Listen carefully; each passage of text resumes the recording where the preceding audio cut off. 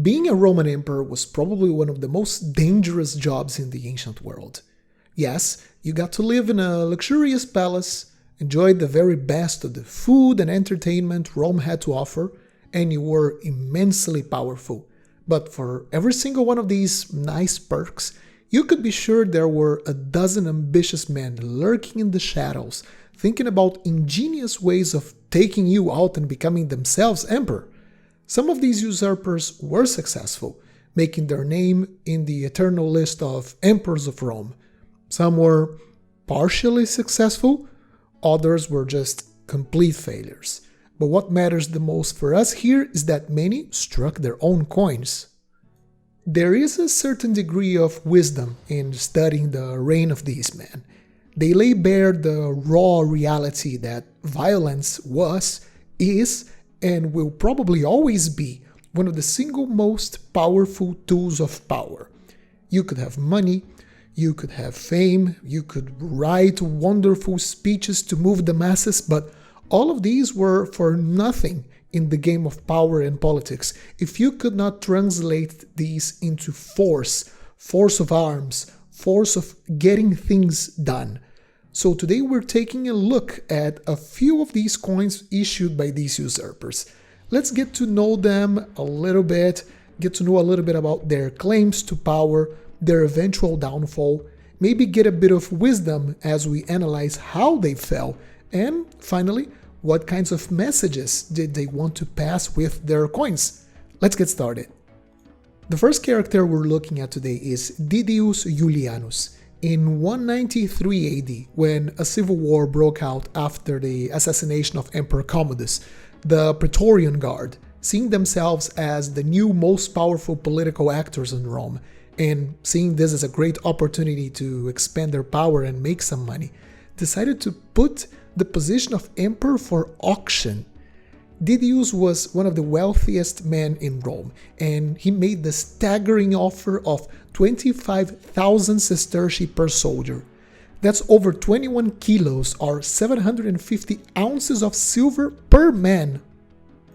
The troops accepted the offer, and between March and June 193, he was emperor. And here we can see some of the dynamics of political power in play. Didius had the power of money by his side, but he might have purchased the force of the local Roman troops, but they were not loyal to him. The only thing keeping them together was Didius's very deep wallet. One's power cannot just be purchased. It needs to be justified, either by fear, normally fear of violence, or some sort of respect, prestige, what the Romans called gravitas. There must have been a really solid reason for someone to follow you, preferably a mix of respect and fear, frankly. So in the end, the Senate, because they had the Praetorians right next to them, begrudgingly accepted his acclamation, and for a few months he was the official Roman emperor. Here we can see one of the very few silver denarii struck for Didius Iulianus in this very brief reign. Just like the previous emperor, Commodus, he also had a pretty long and impressive beard and some very curly hair. Visually, the portrait and the legends, the overall fabric of the coin is quite similar, quite typical for what a denarius of the time looked like. We have the bust of the emperor looking right, wearing the laurel crown with his regnal name on the legends. Imperator Caesar Marcus Didius Iulianus Augustus. Very high quality portrait, considering that around that time the Rome Mint was putting up some really substandard denarii. The latest denarii struck during Commodus's reign really look ugly compared to anything from the 2nd century. But this one looks alright. On the reverse, we have a more generic design. The reverse was reserved for the most important propaganda slogans of an emperor. If you conquered a new region, or won an important battle, or wanted to celebrate your long reign, that's where you would show it. Didius, however, had nothing to celebrate, nothing to show. His reign was empty of accomplishments. So they just put a generic image of Fortuna, wishing him good luck on his reign. Around the legends, we can read the series of official titles the Senate gave him as they recognize his bid to power. It reads, Pontifex Maximus, so the chief priest, Tribunicia Potestas, power of a tribute, Cos, consul, the three most important positions an emperor assumed when he rose to the throne. Poor Didius Julianus became nothing but a footnote in Roman history, because shortly after becoming emperor, another man with real power, real legitimacy, and an enormous number of soldiers willing to fight for him, the future Emperor Septimius Severus, simply marched upon Italy, and the cities of the province just flung their doors open to him, as no one really cared about Didius. There wasn't even a need for a battle between Septimius Severus and Didius Julianus. As Septimius approached Rome, all of Didius' supporters just abandoned him, and one of his bodyguards stabbed him on the back. A few weeks later, Septimius assumed the position of emperor without further incidents. Next, we go to a much more successful usurper. It's actually technically wrong to call him an usurper, as he was emperor for over 3 years, from 235 to 238 AD. I'm talking about Maximinus Thrax. While Didius Julianus might have had money on his side and nothing else, Maximinus had a much more powerful tool to obtain power: sheer violence. He saw the opportunity to take power when the previous emperor, a young boy called Severus Alexander, seemed hesitant to fight the wars that had to be fought on the frontiers, preferring to bribe the barbarian tribes to go away, while also refusing to give his army the cash bonuses they, by that time, felt entitled to. Fatal mistake. Maximinus was said to be a giant, with some records claiming he was over 8 feet tall. That's like 2.4 meters. From his facial features, in this Cistercius we're looking at, you see like this pointy jaw, these like brutish, exaggerate expressions. It looks like he suffered from a hormonal disorder called acromegaly, which explained his gigantic size and supposed superhuman strength. The main mistake on Maximinus' part, however, was to trust solely on his troops and on force of arms to legitimize his reign. He basically crushed the previous emperor and said, there it goes, I'm the new emperor. It's funny to read the words Pius Augustus, meaning the dutiful emperor, on the legends of this coin, since he seemed to ignore completely any of his moral obligations as an emperor. He was willing to crush as many Roman skulls as needed to ensure he was the one calling the shots. After getting rid of Severus Alexander, he resumed the campaigns against the barbarians on the frontier. Hence, we can also read the title Germanicus on the legends of this coin, a reference to his successful battles beyond the Rhine. And while he was busy defending the frontier, he sent a stern message to the Roman Senate that he was to be legitimized and no questioning of his authority would be tolerated. The Senate, well, they had to acquiesce because they had to. They were defenseless. His reign was full of plots of assassinations, and the Senate back in Rome repeatedly tried to prop up usurpers to topple Maximinus. The emperor answered by invading Italy and marching upon Rome, but he was stopped at the city of Aquileia, where the citizens formed a staunch resistance. Unable to capture the city, Maximinus displayed he lacked the gravitas, the charisma to rally his troops or convince the besieged enemies to surrender. The only way he knew how to react was to become angrier and angrier at his own troops with each failed assault on the city. He got to a point where he was so pissed off that he executed anyone who dared to offend him or aggravate him in the slightest. So he became the clear example of you live by the sword, you die by the sword. The reverse of this Cistercius shows fides militum, the fidelity of the army, something everyone thought he had when he rose to power. But his complete lack of statecraft meant that as soon as he could not provide the cash bonuses and military victories his troops demanded, he too ended up without support. An undefeated general could maintain his power by fear and respect alone, but as soon as this man suffered his first defeat, without having any other sources of respect and legitimacy, it was all a matter of time before the end. After a particularly bad attempt to scale the walls of Aquileia, his troops, they had enough and they mutinied, killing Maximinus, his son, and his officers, and they put their heads on stakes right in front of the city, showing the siege was over.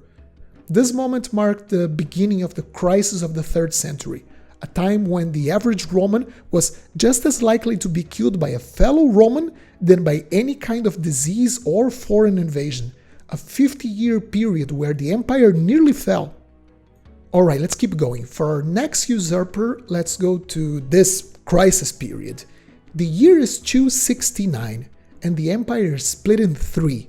To the east, the princes of Palmyra became effectively independent, taking command of the eastern provinces, with the central emperors not having enough troops to assert dominance over their territory. And to the west, the provinces of Britannia, Gaul, and Hispania seceded, forming the Gallo-Roman Empire. Now, the life of a usurper was not an easy one. Not only you had to worry about the rightful emperor coming and taking your territory back, but usurpers could have their positions usurped as well. So here we have an usurper of usurpers. His name was Marcus Aurelius Marius. It's actually even more complicated. You see, the Gallic Empire was, let's say, founded by a Roman general called Postumus, a general stationed on the Germanic frontier who was unhappy with how little the emperor cared for him and his troops. He didn't receive any kind of support and he was in a desperate situation. Postumus turned out to be a great leader and he enjoyed a good reputation in the area under his command. He reigned for 9 years, from 260 to 269, probably one of the most successful Roman usurpers, until in 269 a counter-usurper, Laelianus, tried to usurp Postumus's throne. So yeah, usurper of usurpers. Postumus besieged Laelianus at the city of Moguntiacum and took the city, killing Laelianus. Now, the troops under Postumus' command wanted to sack the city, exact revenge, but Postumus did not allow them to do it. He thought they had a desperate situation already and he didn't want to have one less city paying taxes to his new empire. So, in good 3rd century fashion, after 9 years of competent ruling, in a display of heartwarming gratitude, the troops just decided to kill Postumus and sack the city anyways. In the confusion, Marius, one of the officers serving in the marauding army, was elevated as the new emperor. He was completely unprepared to rule, without any real support and maybe without the skills to do it. His reign lasted just 2 to 3 months, and he too was assassinated. Good lord, what a bloodbath. You will forgive me for the slightly damaged piece. The coins of this gentleman are quite scarce, so I can't afford to be picky. On the obverse of this Antoninianus we have the bearded bust of Marius. Very similar portrait to that of Postumus, but Marius has a much shorter, trimmed beard, while Postumus has like this super long Santa Claus beard. He wears a radiate crown, indicating this coin is a double denarius, and on the legends we have a pretty standard title: Imperator Caesar Marius Pius Felix Augustus. On the reverse we have 2 clasped hands, and the legends read Concordia Militum, the concord of the army, which in my opinion is one of the most ironic reverses ever to be put on a coin, especially during the 3rd century AD, when it seemed like an emperor was being backstabbed and horribly assassinated every 6 months or so. Marius was replaced by Victorinus, one of the old colleagues of Postumus. He probably was maybe the one who plotted against Marius in the first place, and Victorinus too would only last a few years. Next, let's head north to the island of Britannia for our next usurper. Caligula was another usurper with a fairly long reign, from 286 to 293, so 7 years. And the best way we can describe his reign was that he was the one to make the first quote-unquote Brexit. Caligula was the commander responsible for the fleet protecting what we call today the English Channel, between southern Britannia and northern Gaul. The man was a greedy bastard. There's no other way to put it. He allowed pirates to raid the coast and either struck a deal with the pirates to keep part of the loot, or he attacked the pirates only after they raided the coast and had their ships full of loot, keeping the recovered treasure all for himself. Of course, the imperial administration found out about this absurdity and they condemned him to death. When Caligula found out about his death sentence, he used his new wealth as well as his influence in the area and simply succeeded from the empire, taking Britannia and northern Gaul with him. He started issuing coins in Londinium, modern-day London, and Camulodunum, modern-day Colchester, where this particular coin comes from. Let's have a better look at it. On the obverse, we can see this very heavy image of the emperor. Was he maybe obese? You know, like it looks like he doesn't even have a chin. It connects straight to his neck. The legends are standard for the time. It reads, Imperator Caesar Carausius Augustus. On the reverse, we have Pax. Once again, a very ironic reverse considering all of the mess that he was causing. We see the goddess of peace raising an olive branch, the symbol of peace and victory. And on the legends, Pax Augustorum. Sadly for Caligula, despite his very smart political and military maneuvers that managed to secure him a few years as an independent emperor, he ended up being backstabbed by one of his closest advisors, a man called Alectus. The coinage of Caligula is actually quite interesting. Usurpers generally didn't issue very creative or inventive coin designs, as everyone was too busy making sure the rebellion was going strong. However, he issued a few interesting types where he tried to gain legitimacy with the central emperors. One rare early type of his coins shows Caligula alongside the legitimate emperors, Diocletian and Maximianus, in these lovely triple portrait coins. The legend in these pieces says Carausius et frates suis, Caligula and his brothers. Really fascinating. Although the propaganda move didn't seem to work, because shortly after, Maximianus tried mounting an expedition to retake the island, which failed, by the way. Caligula also understood that his position as a usurper was less stable than that of an authorized central emperor. So one way he gained legitimacy was to issue coins of higher quality than those of the central emperors. He issued silver denarii of high silver purity, something the empire had not seen in decades, maybe over a century. We're talking about denarii over 90% pure, compared to the crappy 5% silver Antoniniani which commonly circulated at the time. This shows a remarkable display of political savviness on his part. Not only his troops would have been delighted to be paid in such high-quality coins, but the local people would have been happy to see an emperor not trying to scam the hell out of them by using coins with an ever-decreasing quantity of precious metal. Good on Caligula! And for our next usurper, we're going to the mid-4th century AD, to the troubled years after the death of the legendary Constantine the Great. The year is 350, and the empire is split between the two surviving sons of Constantine, Constans and Constantius II. Constans is responsible for the western half of the empire, and he's deeply unpopular due to his overall unwillingness to take his imperial responsibilities seriously and his scandalous behavior. An ambitious man called Magnentius, part of the imperial guard, plotted with the other high-ranking officials to get rid of Constans. The idea behind their plan was to kill Constans and then justify their actions to Constantius II, who didn't enjoy a very good relationship with his brother either. Basically, Magnentius wanted to present himself as a better alternative, a conscientious new colleague with a solid track record and interested on matters of state. All fine and good there, until we remembered that maybe there were more tactful ways to approach Constantius than presenting the head of his brother as a business card and promptly calling yourself the perfect replacement while still holding the bloody sword. Constantius obviously didn't fall for this and immediately declared war on Magnentius. But he couldn't immediately go after him as he was busy fighting the Persians in the far east, so the other extreme of the empire.